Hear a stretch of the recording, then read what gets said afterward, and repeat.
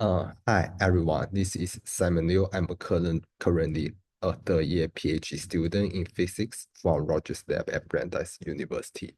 Today I'm gonna to give you a talk about my science journey. The topic is Dare to Explore and Never Give Up.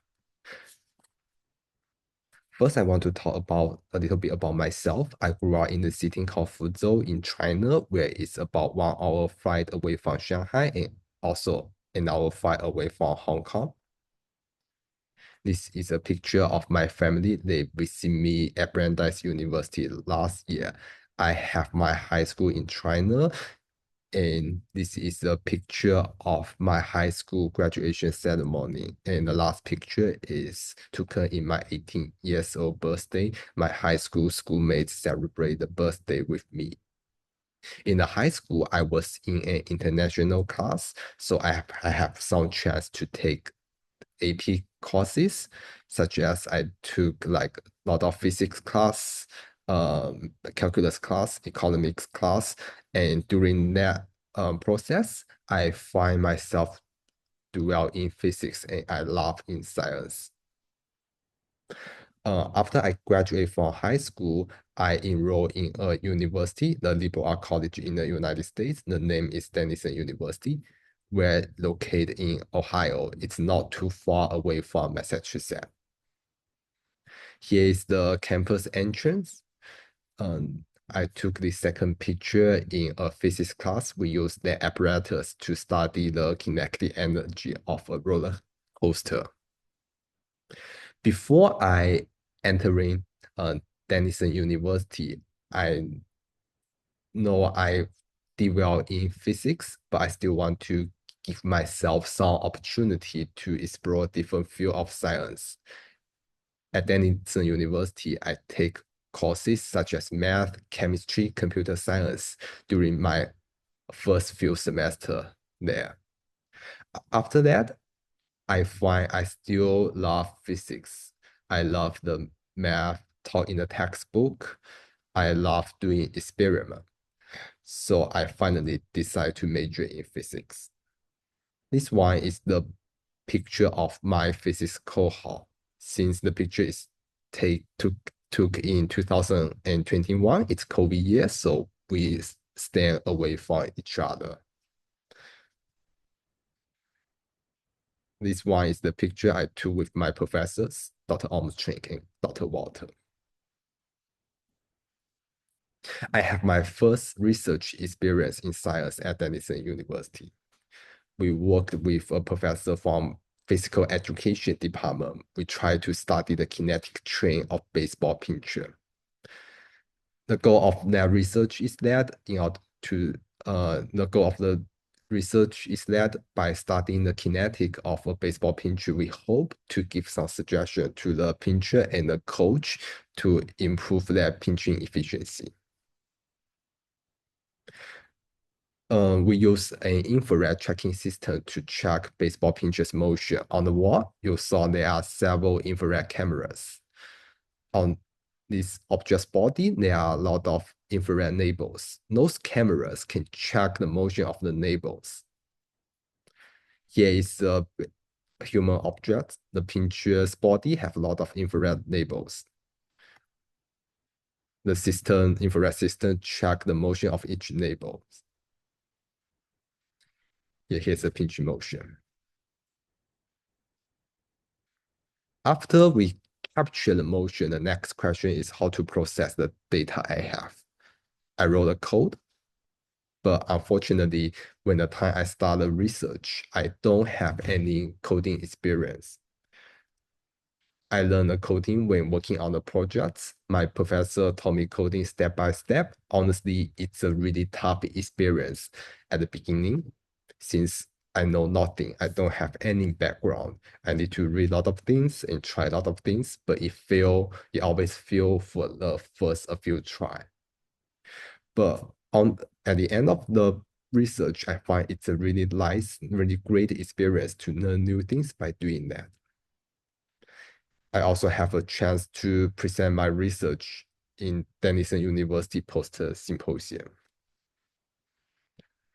Now, some of you may queries about how to find a research opportunity in college. Here are some of my suggestions. The first one, in most science departments, faculty will give research presentation, which is a great chance for you to learn what they are doing. If you find what they are doing are interest to you, just go to talk with them. The second thing people usually do just browse the web page of some research lab. For example, here is the web page of research Rogers Lab, which is the lab I'm working on. The web page talk about the major field they are interested in. If you are attracted by those research, email them. In many cases, the professor who you took course for are looking for undergrad or maybe looking for a new student. You can go to ask them, are you interested in have a new student during the office hour? The most important thing is you should ask. Okay. After I graduate from Brandeis University, I need to make a choice about if I want to go to work directly or go to grad school. I talked with my advisor, Dr. Stephen Doty, during my senior year at Brandeis University. He told me you should go to PhD immediately after you graduate. The reason is that if I go to work, I will always have better pay than a PhD student. After that, it's really hard for me to come back from a job to the school. So I applied for a lot of physics PhD graduate program during my senior year. Here is a typical response I have after I submit my application. The school admission committee is telling me this year our program received a large number of applications for graduate study. They cannot offer me a position. I feel really sad at that time, but I think it's not a good way to give up at that time. So I applied for physics graduate program again in the following year. And also I try to explore different fields. Finally, I got into Brandeis physics program. On the left is Shapiro Science Center at Brandeis University. On the right is Rogers Lab, where is the place I work in. In Rogers Lab, our research are interested in self-assembly. What's self-assembly? Self-assembly is the spontaneous organization of subunit due to its interaction and geometry. For example, there are a lot of self-assembly in nature, such as the capsid is made with protein, the self-membrane is made with lipid molecule, and the bacterial flagella is made with protein. We try to utilize some kind of syntactic tool to mimic those self-assembly we find in nature, and we can study its properties. The syntactic tool we have is called DNA allogamy. DNA allogamy subunit is made with single-stranded DNA. So okay, so DNA is always single-stranded, but sometimes when the single-strand sequence are complementary with each other, they can fold into double-strand DNA. In this DNA allogamy system, we have two kinds of single-stranded DNA. The first one is scaffold, which is an 8,000 base pair long single-stranded DNA plasmid. And we also have second kind of single-stranded DNA. It's called staples. They are about 200 short 14 to 16 base pair long single-stranded staple. Staple bind different but non-adjacent portion of the scaffold. This video is a folding of the DNA allogamy. At the beginning, the blue one is single-stranded scaffold, and rest of them are single-stranded staple. The staple will bind the scaffold, different portion of scaffold together and form the shape we decide to have. In Rogers Lab, we use triangle as our subunits. This one is an oxDNA simulation. And this image is a cryo-EM reconstruction of the subunit we made. The size of the subunit is about 15 nanometer long. For those doesn't have a sense about what is nanometer, what I can say is a human hair is about 2,000 times longer than the monomer. To do the experiment, we have those steps. The first, we bought a single-strand DNA from a company called IDT. Those plastic balls are filled with single-strand DNA.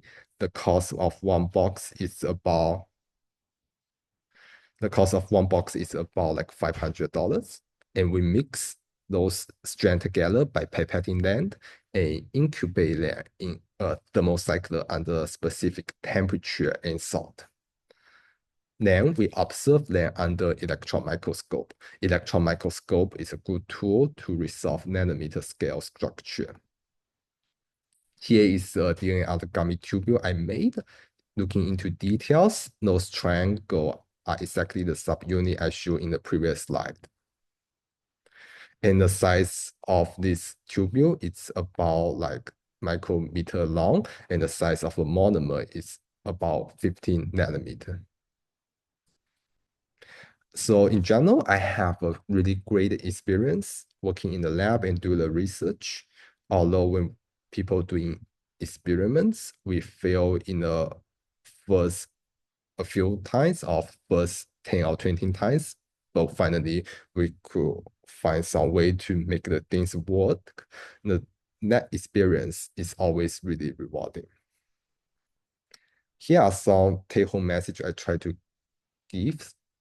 First big one, be brave when you're doing science. Don't be afraid of take challenge courses in high school or in college.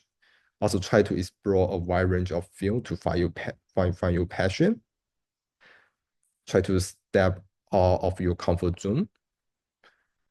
Like in school, the opportunity cost to making mistakes are always really low. So do not hesitate to make mistakes. Don't be afraid of making mistakes. Second big point, setback is always inevitable in science field. Don't let that stop you. You shouldn't give up. Like the time I was rejected by all the program I applied for, the road to discuss is full of twists and turns. But the challenge you face, you will know it's always rewarding at the end. Okay. Thank you so much for listening to my talk.